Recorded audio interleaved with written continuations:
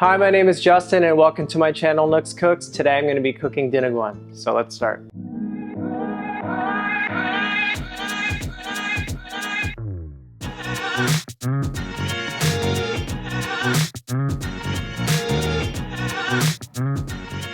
It was important to me leading up to this that I did not want to trivialize this dish or make it some kind of fear factor thing, because it can be a lot for people to accept that there is blood in this dish. It's worth noting that the use of blood is found in other cuisines, mainly in the form of blood sausage. You can find that in Korea, Europe, Central America, South America, amongst others. And I wouldn't even be doing this if I didn't think it tasted good, or if I didn't think that it was important in Filipino cuisine or Filipino culture. The name Dinuguan comes from the word dugo, which in Tagalog means blood. There are different names and euphemisms that are used for Dinuguan, including chocolate meat, chocolate soup, chocolate stew, and these are just ways to represent the dark, rich color of the dish. And in other ways, it's a way to separate ourselves away from what we're actually eating. And that's really common in the culinary world. I mean, we call pig pork, and we call cow beef. Here are the ingredients for my Dinuguan, starting with the pork. I have a combination of pork shoulder and pork belly. Traditionally, you'll find different types of organ meats, and for my taste and simplicity, I will be sticking with these cuts. I also want to note that later I will be boiling and tenderizing this meat, so I will be reserving the broth that's created from it for later in the dish. We have patis or fish sauce for seasoning, garlic, onion, these are serrano peppers, cane sugar vinegar, and the most important part, the pig's blood.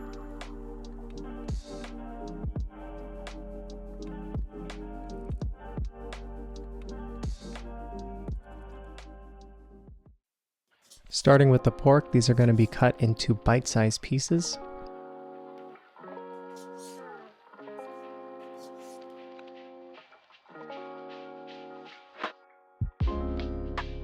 Then peel and dice an onion.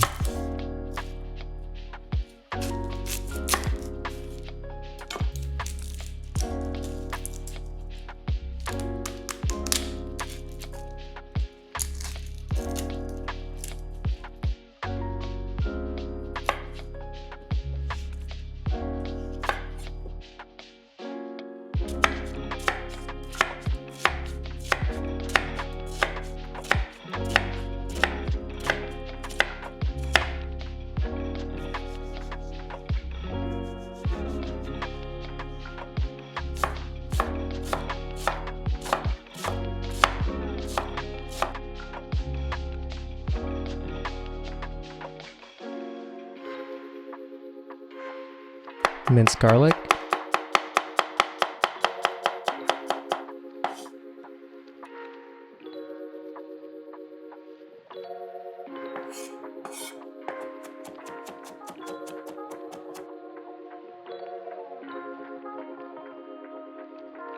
I heated a pot of water to right before boiling and added the bite-sized pieces of pork. These will cook for at least 30 minutes or until tender.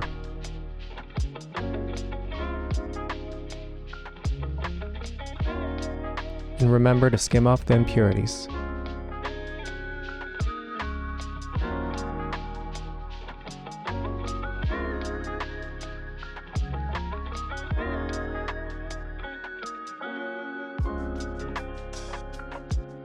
Once the pork is tender, I set it aside in a bowl. And remember that I'll be reserving the pork broth for later, so don't throw that out.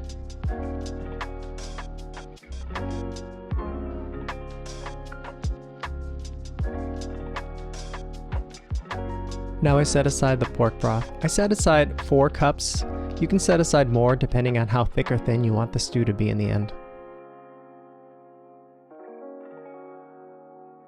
Now heat up a pan and line the bottom with neutral oil like vegetable oil or canola oil.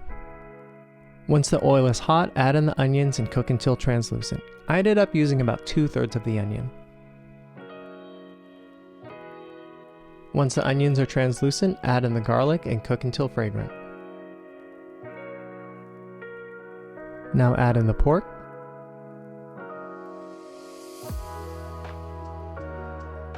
And the cane sugar vinegar. Now let the vinegar heat up and don't touch it for at least 5 minutes. This is some Filipino superstition about letting the vinegar cook off properly so it's not too strong in the end. After that 5 minutes has passed, I add a dash of fish sauce, aka patis, to season the pork. And then add in the reserved pork broth.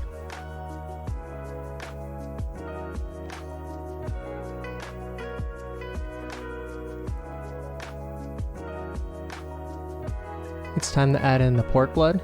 You want to make sure you're constantly stirring it to avoid coagulation or burning.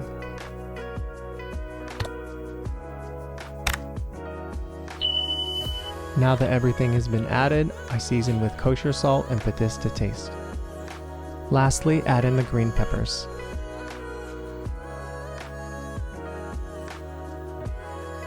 So I forgot to film this, but I added a little bit too much vinegar in this recipe, so I had to phone a friend and I called my dad and he suggested that adding a little bit of sugar to taste to balance out the vinegar would help, and it did.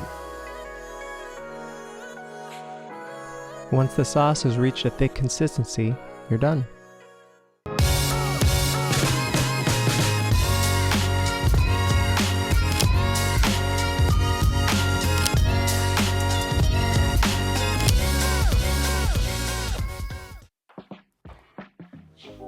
Okay, the dinuguan's ready, so let's dig in. So, we got the sauce.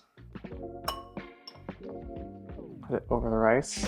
It's dark, it's almost like, it looks like mole, like a Mexican mole, but I'm made out of something completely different. We'll get some pork, put it on top.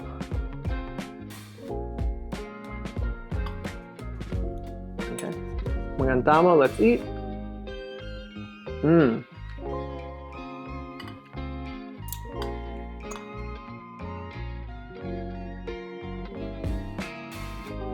It's very rich.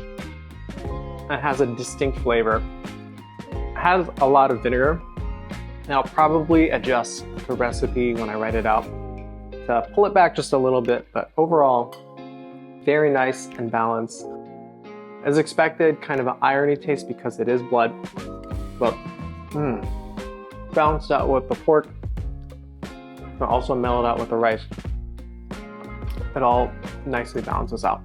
And to all my Spanish-speaking followers or viewers, I apologize in advance. To my right, this is a rice cake. It's called puto, or putong puti, so white puto. This, I don't even know the history. If somebody could tell me down in the comments like how this happened, or like why these things are paired together.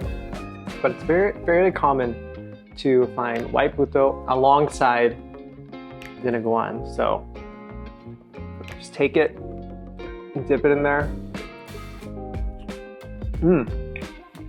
I can't explain it, but it just works.